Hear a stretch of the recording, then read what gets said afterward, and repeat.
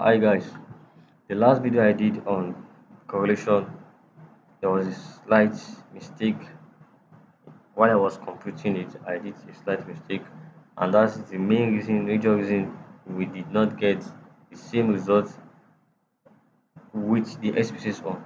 Like while I was doing it in Excel, the result I got in the question result I got in Excel was not like the same as the question I got in SPSS. So I want to repeat the same process and let us see the actual result, which is going to be which is going to be the same as the output of the SPSS as well. So first of all, I said something like last week that we have to transform data when data is big like this. Whenever the data is big, like the observations are big, is for econometrics data, economics data, or financial data, is very good to transform data to normalize it. That's the major reason. You normalize data by transforming them using log transformation, and that's what I did the last time too. I'll try to also transform it now using log transformation. That's log 10 for GDP.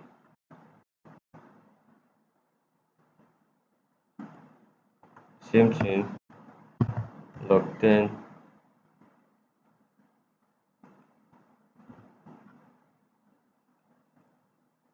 for GCF, and the and this is where the mistake came from last time. I did it for the log GCF was also done for the entries of the GCF, the log of GCF.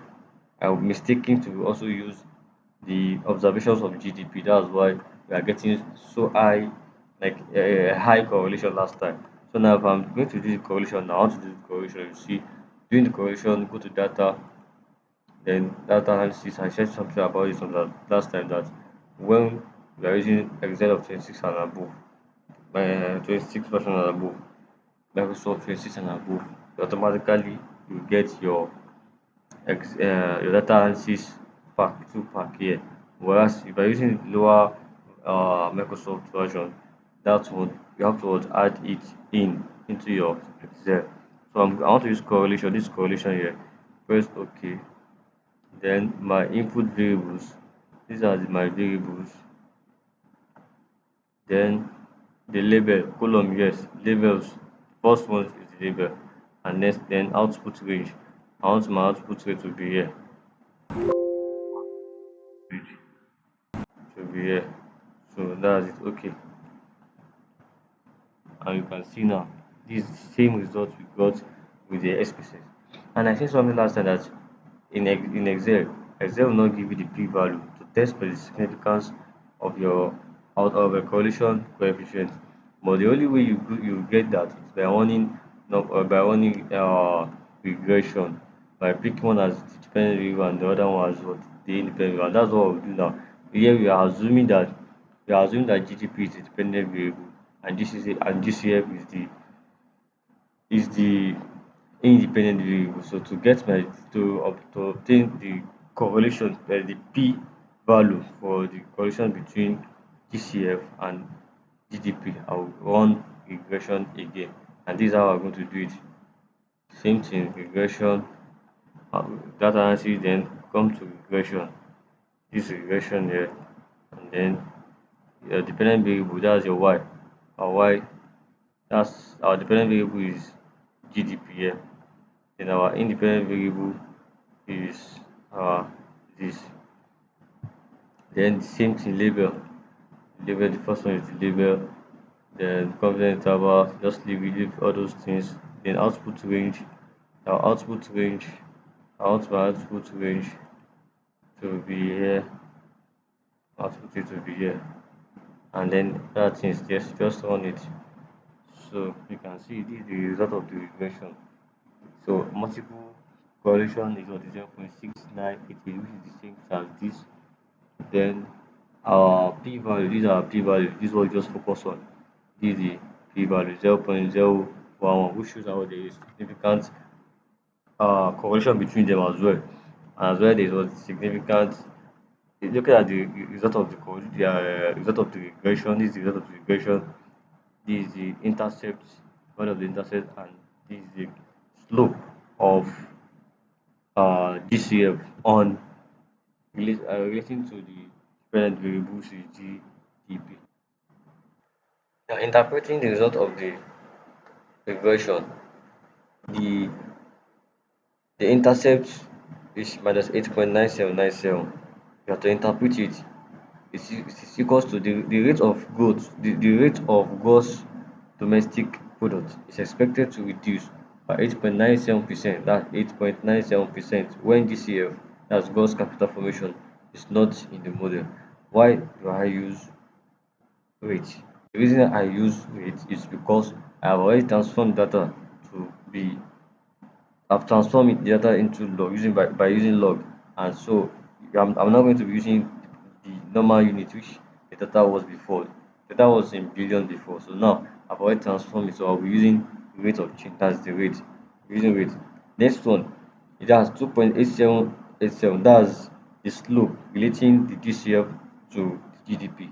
So a percent increase in the gross capital formation, that's the independent variable, will lead to and will lead to 2.8 will lead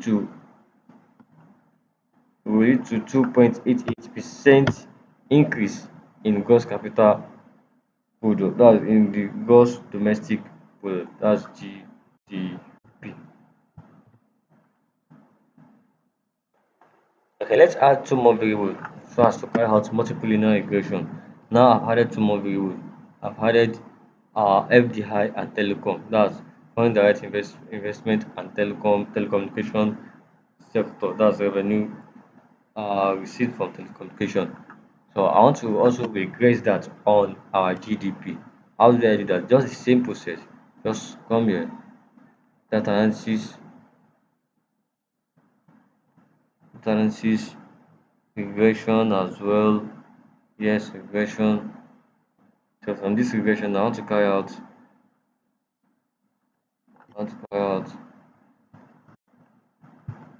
my dependent variable here is my GDP. That's this one. And then my all of my independent variables now are this. Then same level outputs.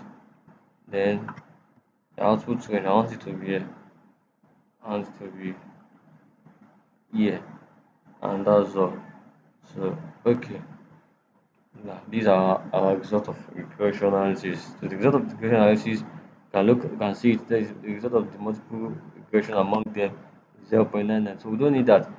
Look at the what we need first is the ANOVA table. The ANOVA is to show us whether the the the model is significant. That's the first thing. Analysis of variance is to tell you whether the model is significant or not.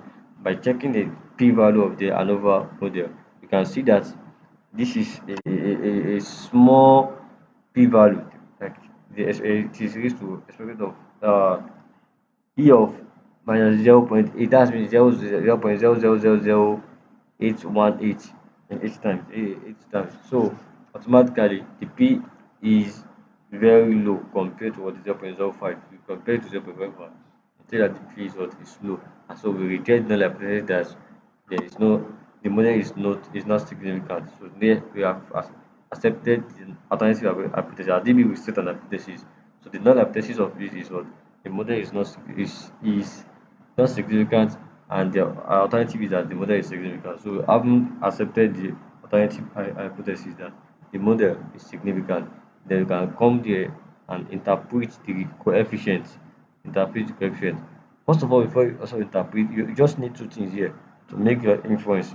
We need this part one, and as well you need this p value part, this part, and then p value part to make an inference. So these are a result of our p value results. Let me just copy one by one and to see then the p value, this p value, then this one as well make any friends. So from here I can say that